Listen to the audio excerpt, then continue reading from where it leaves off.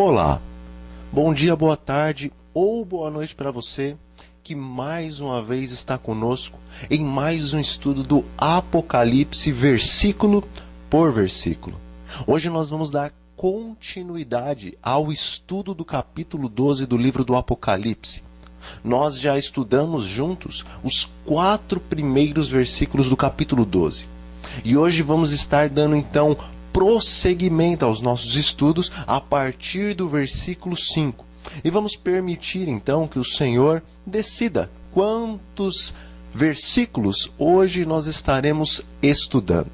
Que o Espírito Santo seja sobre você neste momento, para que a palavra do Senhor, a palavra que é mais doce do que o mel, a palavra que nos traz entendimento, sabedoria, conhecimento e que nos enche do verdadeiro e divino discernimento, possa neste momento, pelo poder do Espírito Santo, ser plenamente compreendida por você.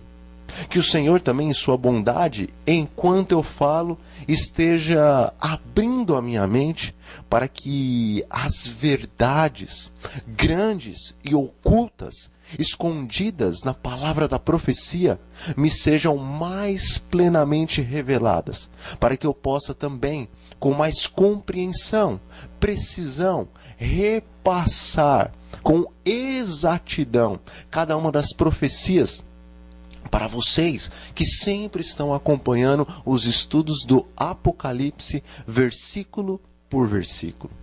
Portanto, em sua casa, ou aonde quer que você esteja, abra a palavra de Deus, as Sagradas Escrituras, para que o Espírito Santo possa, através da sua leitura, estar iluminando a sua mente e falando de uma maneira toda especial ao seu coração. Abra a Sagrada Escritura no capítulo 12 do livro do Apocalipse. Vamos então iniciar a partir do versículo 5. E assim diz o Senhor: Nasceu-lhe, pois, um filho varão, que há de reger todas as nações com cetro de ferro. E o seu filho foi arrebatado para Deus até ao seu trono. Nós vemos que a mulher, de acordo com o que está nos versículos anteriores aos 5, e vamos também ver que a mulher está nos versículos que precedem o versículo 5. Vamos compreender, assim como temos compreendido nos demais estudos que nós temos feito, que a mulher, na profecia, simboliza a Igreja de Cristo. É claro, nós vemos também no capítulo 17 do livro do Apocalipse, que a mulher, na profecia, dependendo de como ela está trajada, dependendo da sua missão, dependendo da sua reputação, dependendo de tudo que está envolvendo a mulher na profecia, ela também pode ser, como no capítulo 17 ela é, uma igreja que não é a Igreja de Cristo, mas uma igreja sim que se prostituiu espiritualmente com o inimigo de Cristo e por isso passou a ser, como nós vemos no capítulo 17, uma meretriz, uma prostituta. Diferente desta mulher do capítulo 12, que é pura, que está vestida do sol, que está vestida da justiça de Cristo, pois o sol da justiça, segundo Malaquias, é o Senhor Jesus, pois o Senhor Jesus virá, segundo o profeta Malaquias, trazendo em suas asas a salvação. Lá está escrito que sobre nós, os que aguardamos o Senhor, nascerá o sol da justiça. Nós em nós mesmos não temos justiça, mas o Senhor Jesus, segundo está escrito, é a justiça nossa. Portanto, esta mulher, esta igreja. E sabemos que mulher na profecia quer dizer igreja, porque nós vemos no livro de 2 Coríntios, no capítulo 11, no versículo 2, que ali o apóstolo diz que zelava da igreja de Deus, zelava dos irmãos na fé, com o mesmo zelo, ou com um zelo semelhante ao que o Senhor Deus tem pelos seus filhos. E ali ele diz que ele estava preparando a igreja de Deus, preparando os servos e o povo do Senhor para poder apresentá-los como virgem, pura, imaculada ao seu esposo, que é Cristo Jesus. Não apenas neste lugar das Escrituras nós encontramos esta ilustração, nós não apenas encontramos esta ilustração de que a mulher simboliza a igreja, o povo de Deus, mas em muitos outros textos e em muitos outros livros, como no próprio Antigo Testamento, nós vemos que o Senhor sempre está comparando a mulher com o seu povo. Se a mulher aparece como uma mulher pura, uma mulher santa, uma mulher casta, uma mulher fiel, então ali o Senhor quer dizer que esta igreja, pelo menos nesta determinada situação, ou em alguma situação posterior, ou em alguma situação anterior, era o povo de Deus, a igreja de Deus, em um momento de êxito espiritual.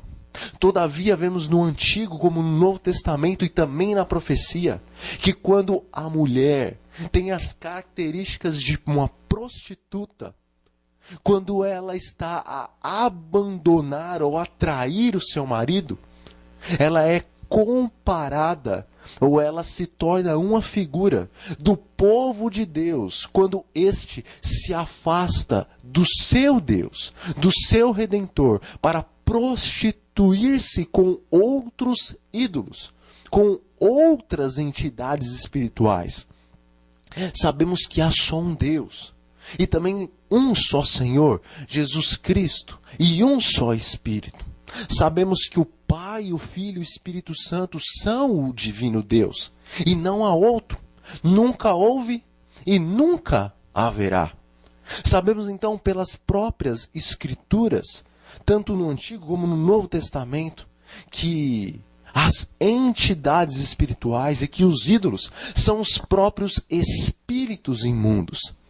Pois bem, quando a igreja de Deus, ou seja, quando a mulher, que é a ilustração da igreja de Deus, se prostitui com outros deuses pagãos, então isso quer dizer que ela está se prostituindo com o próprio Satanás, que é aquele que gostaria e deseja e sempre desejou, juntamente com todos os seus demônios, ser como Deus.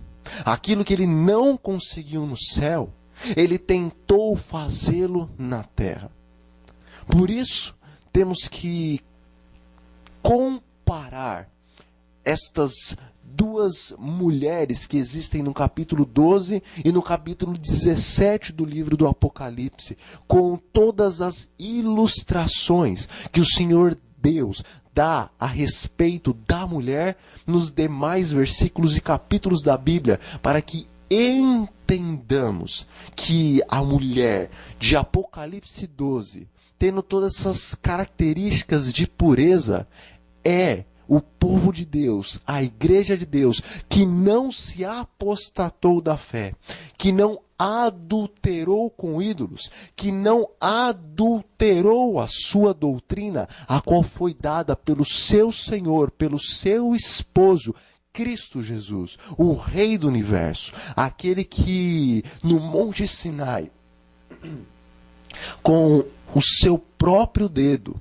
escreveu nas tábuas de pedra a sua santa lei e entregou para o seu povo, a fim de que o seu povo, guardando os seus mandamentos, segundo nós vemos no livro de Êxodo, capítulo 20, viessem então a ter o temor de Deus diante deles. Assim também, em Apocalipse capítulo 14, nós vemos que o povo de Deus, a igreja de Deus, a mulher pura, a qual é ilustrada no capítulo 12 como uma mulher vestida da justiça de Cristo, vemos que no capítulo 14, este povo, este remanescente de Deus, o qual não somente teve ali as leis do Senhor outorgadas para eles no Monte Sinai, mas compreendemos que muito antes disso o povo já havia recebido a santa lei de Deus, pois é escrito também que o próprio Abraão guardou os mandamentos do Senhor Deus. Portanto, a lei do Senhor, ela só foi restaurada no Monte Sinai. E não que ela realmente pela primeira vez foi dada, pois do contrário, Abraão não poderia, segundo está escrito, ter guardado os mandamentos de Deus. Mas, pelo fato de Abraão ter guardado os mandamentos de Deus, compreendemos que, como diz o salmista Davi, a lei de Deus é eterna. Ela não muda.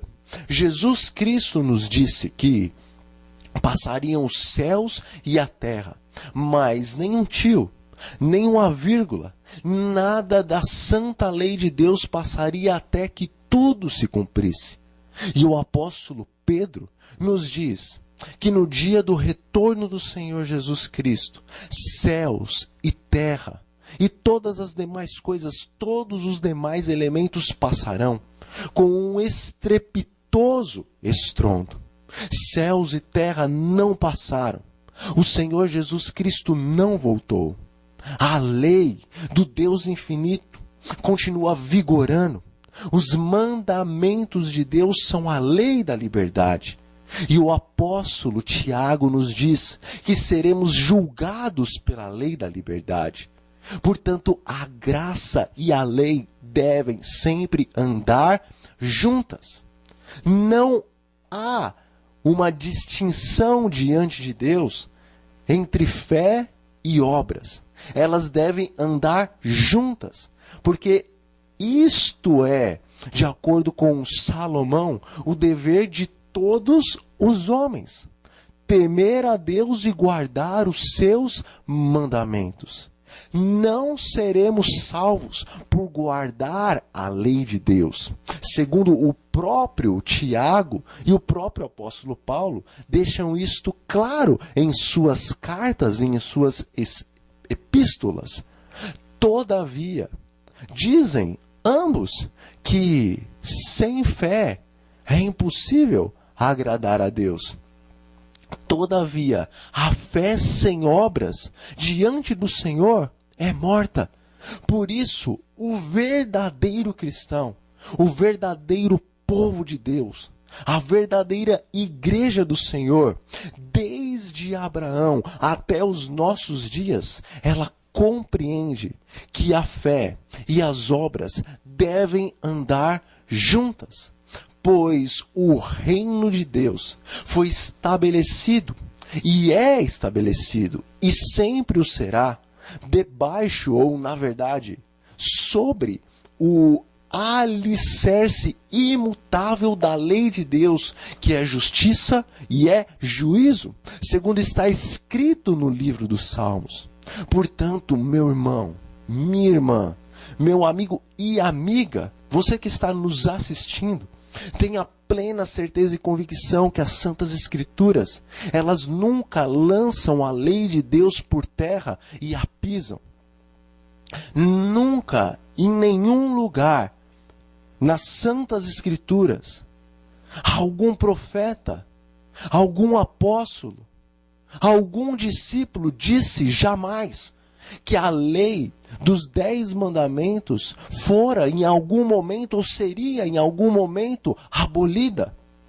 Pelo contrário, vemos no capítulo 7, no versículo 25 do livro do profeta Daniel, que o poder romano um dia sim tomaria a lei de Deus e a lançaria por terra e a pisaria. e o que ele fizesse ia prosperar. Pois bem, isso aconteceu. A palavra de Deus nos diz que quando Roma assumisse a parte religiosa, assim como também o poder estadual, haveria de acontecer isto. A lei seria lançada por terra e, infelizmente, a mentira haveria de, por longo tempo, segundo nós vamos ler agora, prosperar. Todavia, o fiel povo de Deus, a fiel igreja de Deus, como está escrito no livro de Apocalipse, no capítulo 14, eles, tal como está escrito lá em Gênesis 20, estariam temendo a Deus e dizendo que o mundo inteiro deveria temer a Deus e lhe dar glória, porque é chegado o tempo do seu juízo. E deveriam todas as nações adorar aquele que fez o céu, a terra, o mar e as fontes das águas. Isso nos leva novamente ao capítulo 20 do livro de Êxodo, quando ali está escrito que os mandamentos que foram passados para o povo de Deus era para que diante dos seus servos estivesse o temor do Senhor. O cetro de equidade do Filho do Homem, do Senhor Jesus Cristo, é estabelecido sob um governo justo, sobre uma lei justa. O trono de Deus, segundo está escrito, é estabelecido sobre justiça e sobre juízo. Nesses últimos dias, o Senhor Jesus, Ele julgará todos os homens com base em sua santa lei. O seu cetro de ferro simboliza o metal, um dos metais mais fortes. Assim como nós vemos na estátua de Daniel, capítulo 2, naquele sonho que Nabucodonosor teve com aquela grande estátua, nós vemos que as suas pernas eram de ferro e que os seus pés eram em parte ferro e em parte barro. A história é muito longa, os estudos são muito detalhados, mas nos estudos anteriores nós vimos que esta estátua, e de uma maneira especial essas pernas de ferro, e este ferro que estava nos pés da estátua, simboliza Roma pagã e também Roma papal. O ferro, de acordo com o que diz o próprio livro do profeta Daniel, ele esmiuça todas as coisas. Assim como o dragão, Satanás, utilizando-se do poder romano por séculos e séculos, esmiuçou as nações e esmagou o povo de Deus e destruiu tudo que sobejava, assim como o ferro destrói todas as coisas. Da mesma maneira, Jesus Cristo, ele vem reger as nações com cetro de ferro, para que, pelo poder que há em sua lei, ele esteja agora a esmiuçar todos aqueles que foram servos da mentira, todos aqueles que foram servos da lei que é contra a lei da liberdade e a lei da verdade, pois está escrito na palavra de Deus que a sua lei é verdade e todos os seus mandamentos são verdades eternas. Vamos para o versículo 6, o qual diz o seguinte: a mulher, porém, fugiu para o deserto, onde lhe havia Deus preparado lugar, para que nele a sustentasse durante 1260 dias. Bom, após o Senhor Jesus Cristo nascer e crescer e atingir a idade determinada por Deus, a fim de fazer o seu eterno, precioso, divino sacrifício pela raça humana, a qual havia se perdido em seus pecados, haviam corrompido seus corações, haviam apagado de si a divina e bendita e santa e justa lei, a qual desde o princípio fora inscrita no coração do homem, mas que após este cair em pecado, entrou em tal situação de tentações que lhe era agora impossível guardar a santa lei de Deus, a qual o Senhor na criação havia lhe inscrito no coração. Agora, após Jesus oferecer-se como sacrifício, a fim de libertar o homem das consequências da transgressão da santa e bendita lei de Deus, ele ressuscitou dentre os mortos, pois nele não havia pecado. Ele se fez pecado por você e por mim, a fim de nos libertar do cativeiro do pecado. Pois está escrito que o salário do pecado é a morte. Jesus, em carne, recebeu sobre si os teus e os meus pecados. Agradou a Deus moê-lo, como está escrito em Isaías 53.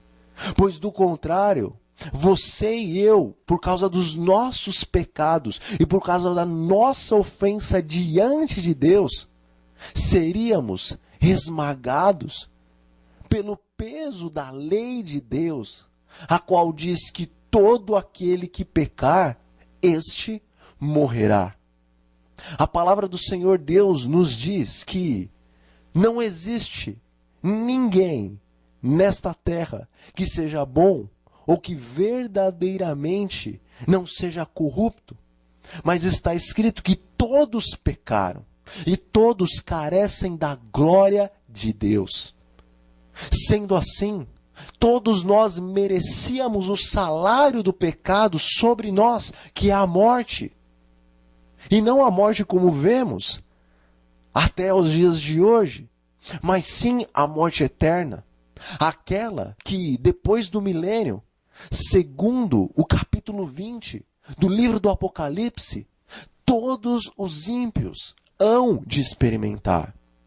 O Senhor Jesus Cristo experimentou na cruz do Calvário a experiência da segunda morte, a morte do dia do juízo, quando Satanás, seus anjos e todos os ímpios, quer grandes ou pequenos, experimentarão a ira de um Deus santo e justo, invingativo, pois o Senhor Deus é amor, mas o Senhor Deus também é justiça. E embora a Bíblia chama a obra de vingança de Deus como obra estranha do Senhor, a sua santa lei da liberdade, ela diz que todo aquele que pecar, este morrerá. Por conta disso, o Senhor tem de fazer cumprir-se a lei sobre todos aqueles que transgrediram a lei. Por isso que haverá vingança contra todos aqueles que se rebelaram contra o governo de amor, o governo justo e eterno, o qual Deus havia estabelecido para todas as suas criaturas, quer racionais e até mesmo as suas criaturas irracionais.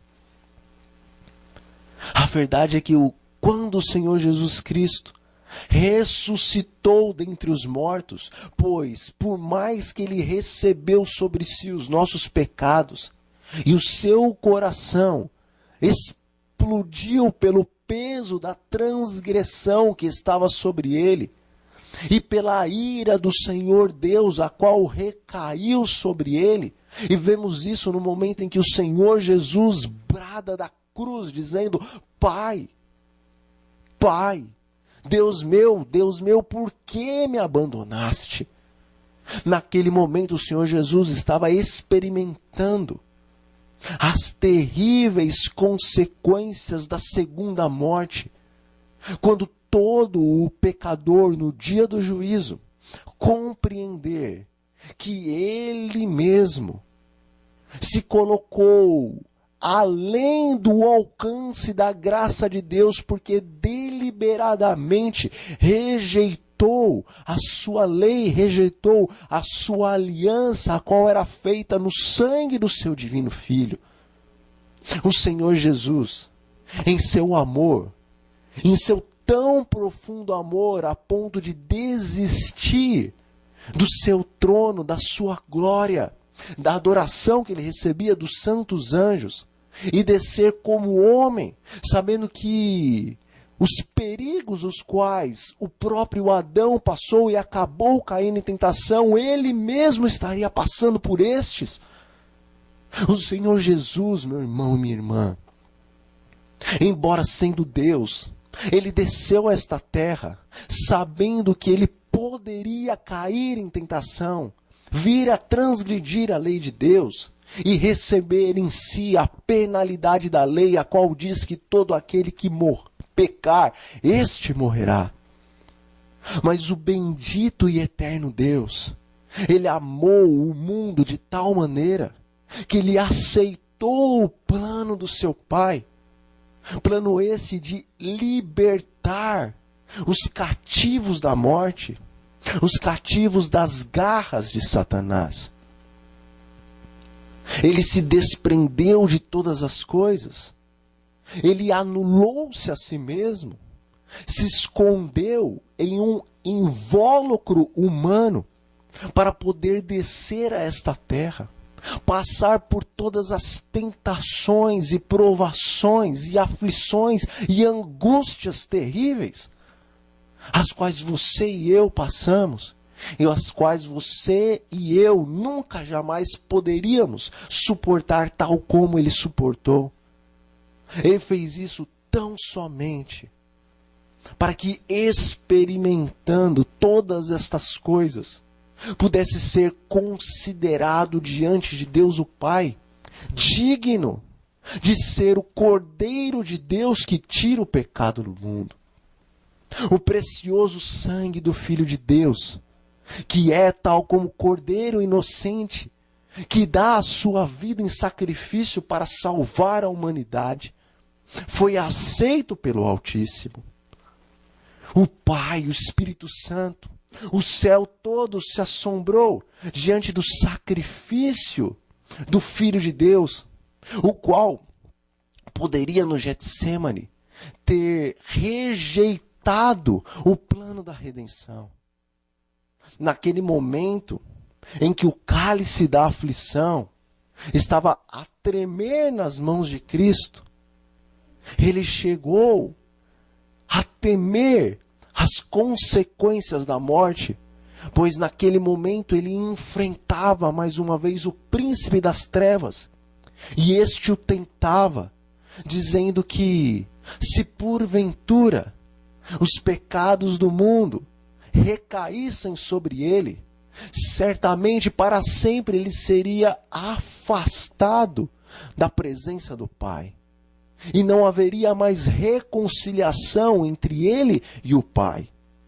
Terrível foi aquela noite de angústia e de tremenda aflição, em que o Filho do Homem, sozinho, sem intercessores por ele, pois os próprios discípulos estavam em um tremendo sono e dormiram na hora da maior angústia do seu mestre, o seu Senhor.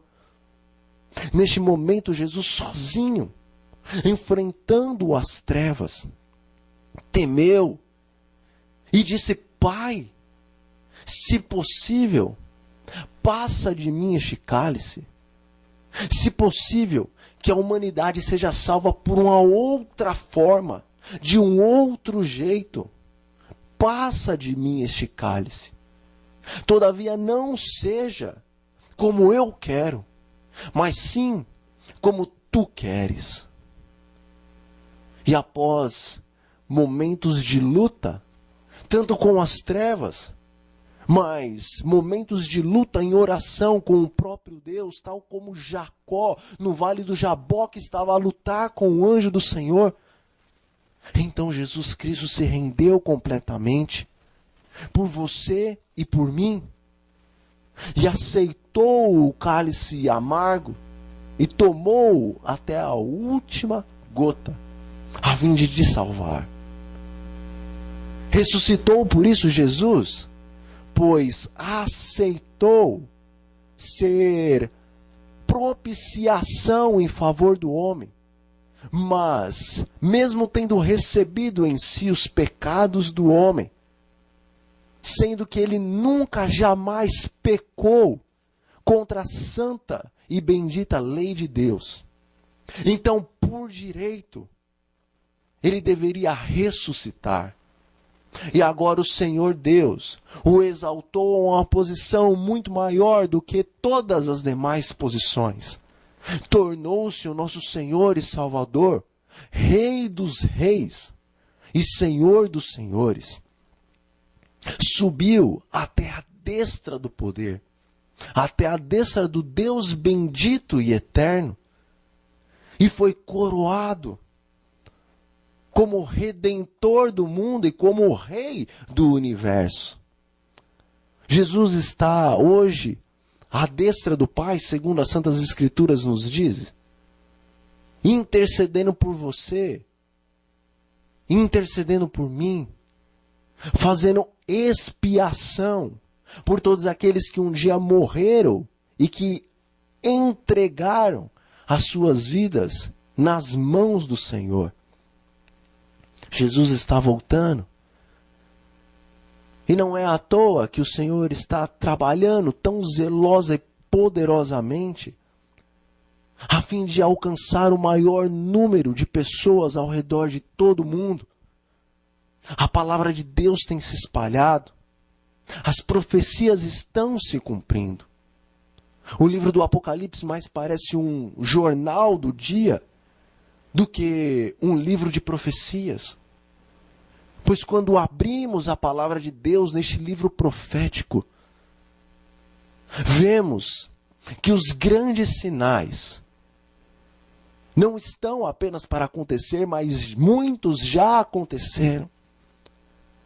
Já podemos ouvir os passos de um Deus que se aproxima para cumprir as suas palavras, para cumprir as suas promessas, de resgatar os seus filhos queridos desta terra, a qual está prestes a perecer, e levá-los para um reino glorioso, reino este o qual ele chamou de nosso lar. Um dia Jesus, dentro em breve, dirá: vinde, benditos do meu Pai, tomai por herança o reino que vos está preparado desde a fundação do mundo. Oh, com maravilhosas bênçãos e glórias o Senhor tem para você e o Senhor tem para mim neste eterno lar. O livro do Apocalipse nos diz que na santa cidade de Deus não entrarão os malfeitores, não entrarão os feiticeiros, não entrarão os sodomistas, não entrarão os cães, não entrarão aqueles que transgridem a lei do Senhor. Pois em Apocalipse, no capítulo 22, versículo 14, nas traduções mais confiáveis, como a própria versão King James, está escrito que todos aqueles que transgridem os mandamentos de Deus, estes não terão a sua parte na árvore da vida. Mas aqueles que guardam os mandamentos de Deus, a estes não será removida a parte que eles têm na árvore da vida. Meu irmão e minha irmã, meu amigo e minha amiga, convido você neste momento a fechar os seus olhos, a fim de fazermos uma oração e entregarmos as nossas vidas a este nosso Deus. Oremos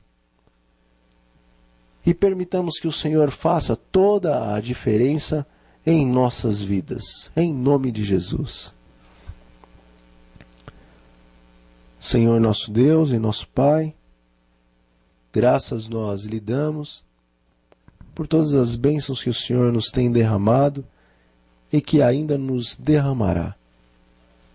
Pedimos, Senhor, que nos conceda sempre o teu santo e bom Espírito, para que compreendamos a profecia assim como ela é, e para que cumpramos a sua sagrada e santa lei, que guardemos os teus mandamentos, não para sermos salvos, mas porque já estamos pela graça salvos. Ajuda-nos a compreendermos a profecia e a buscarmos o conhecimento por nós mesmos, a fim de que este nos seja revelado, tal como está escrito, que o Senhor mesmo ensinaria a todos aqueles, é claro, que pedissem, buscassem e insistissem contigo, desejosos de receber boas dádivas. E certamente uma das maiores dádivas que o Senhor dá aos seus filhos é o conhecimento da verdade presente. Em nome do Senhor Jesus, nós oramos e nós lhe agradecemos desde já por todas estas bênçãos. Amém. Foi um prazer, meu amigo e minha amiga, meu irmão e minha irmã, estudar mais uma vez a profecia.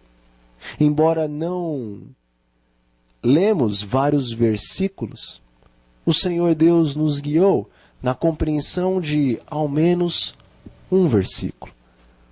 Mas que este possa te sustentar e que esse possa para esse dia também me sustentar. E que a sua fé e a minha fé sejam renovadas pelo poder do Espírito Santo. Este é o meu desejo e a minha oração, em nome de Jesus. Amém.